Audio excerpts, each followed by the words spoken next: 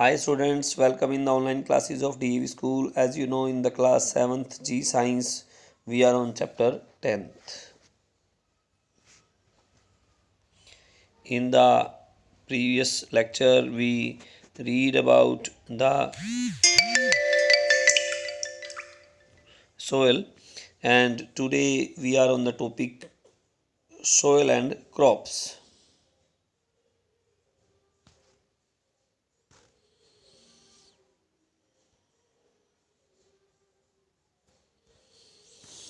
Soil and crops. The soil in different parts of India are different due to the type of parent rock present here and the amount of humus present in that soil. जो soil है India के अलग अलग हिस्सों में वो अलग अलग टाइप की है उनके पेरेंट रॉक के कारण और अमाउंट ऑफ हमस जो प्रेजेंट होती है उसके कारण. Other factors that affect the nature of soil are climatic forces like temperature, light, wind, rainfall and the humidity. जो और मुख्य कारक हैं जो सोयल को अफेक्ट करते हैं वो हैं उनकी क्लाइमेटिक फैक्टर जो हैं लाइक टेम्परेचर, तापमान, light, wind, rainfall and humidity. These factors affect the soil profile and also bring changes to the soil structure. ये फैक्टर जो हैं सोयल प्रोफाइल पे प्रभाव डालते हैं और वो चेंज भी लेके आते हैं सोयल स्ट्रक्चर में. The type of crop that may be grown in a particular field depend on the type of the soil. जो क्रॉप की टाइप है वो डिपेंड करती है मिट्टी के की टाइप के ऊपर. जो उस फील्ड में जो मिट्टी है उसके ऊपर क्रॉप की टाइप जो है वो डिपेंड करेगी. The humus content and the climatic factor in that reason.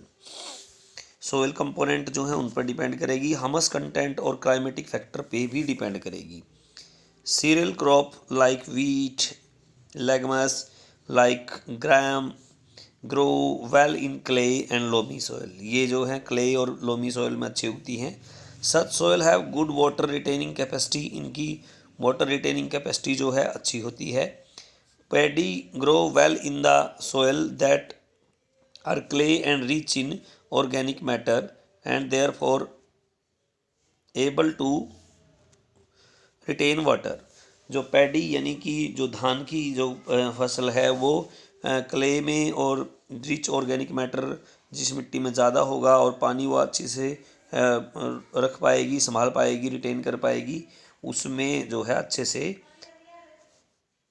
Paddy की फसल होगी.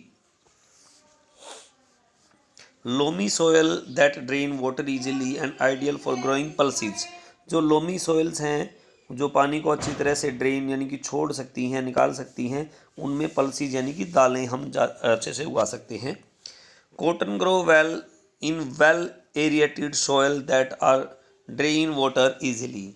जो कॉटन की फसल है वो जिस मिट्टी में जो पोली मिट्टी होगी यानी कि उसमें हवा आसानी से आ जा सकेगी और पानी ज़्यादा नहीं खड़ा रहेगा, उसमें कॉटन इजीली और अच्छे से होगी. Hence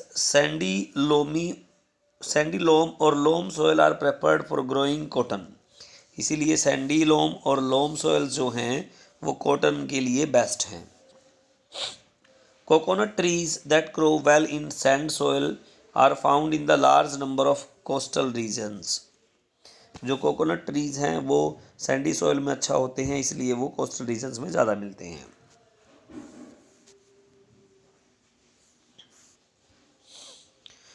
Next we have soil erosion. Soil erosion implies the removal of topsoil by agents such as wind, water.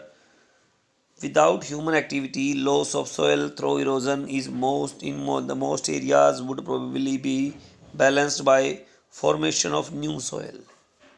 Soil erosion होता है, मृदा अपरदन बोलते हैं इसको.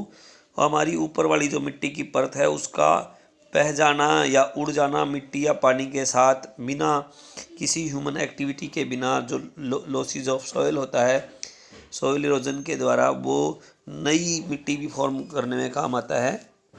इन forest and grass lands vegetation protection the soil.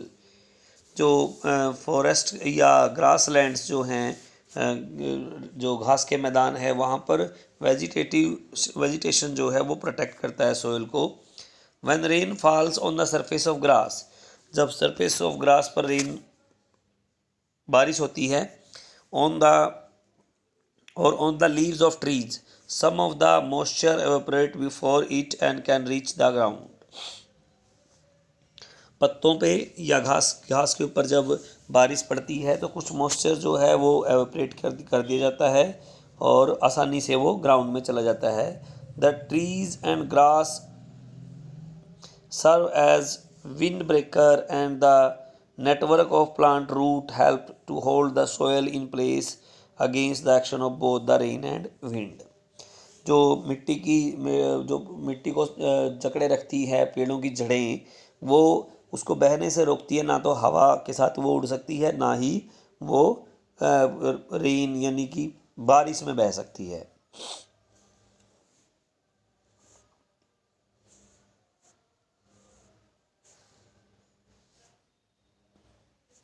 Agriculture and deforestation, along with housing, industrial development, and highway construction,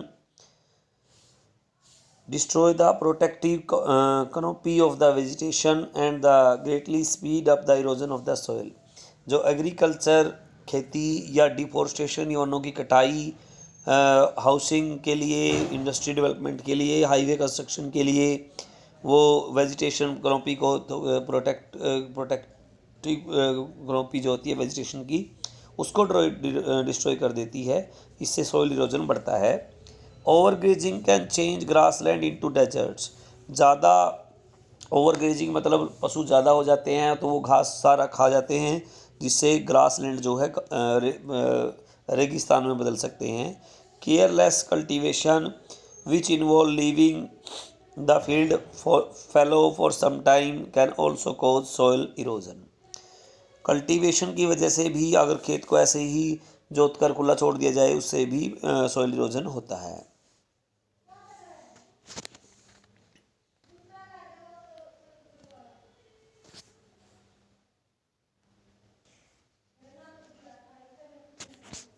Sorry.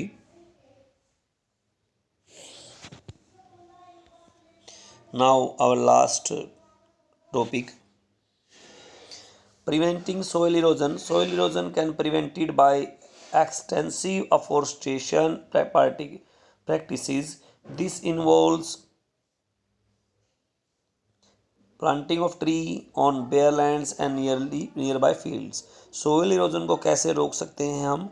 वो वनों को लगाकर, जंगलों को बढ़ाकर और पेड़ों को लगाकर ग्रास बेयर लैंड्स में या फील्ड्स के पास हम सोइल इरोजन को रोक सकते हैं। Avoiding overgrazing and over use of land also help in preventing soil erosion. Overgrazing को अवॉइड करके और ज़्यादा यूज़ ना करके लैंड का, तो ये प्रिवेंट कर सकते हैं सोइल इरोजन को। We need to remember that the soil is a precious nature resource. हमें ये समझना चाहिए कि सोइल जो है वो बहुत ही मूल्यवान नेचुरल सोर्स है। In order to sustain life in earth, destruction and misuse of such precious nature resource need to avoid at all cost. हमें इसकी देखभाल करनी चाहिए, इसका मिसयूज़ नहीं करना चाहिए। ओके, आज का हमारा लेसन जो है हमने फुली एक बार रीड कर लिया है, इसको अच्छे से अंडरस्टैंड किया है। ओके, आप इसको सीरियसली लर्न करेंगे। Thank you so much.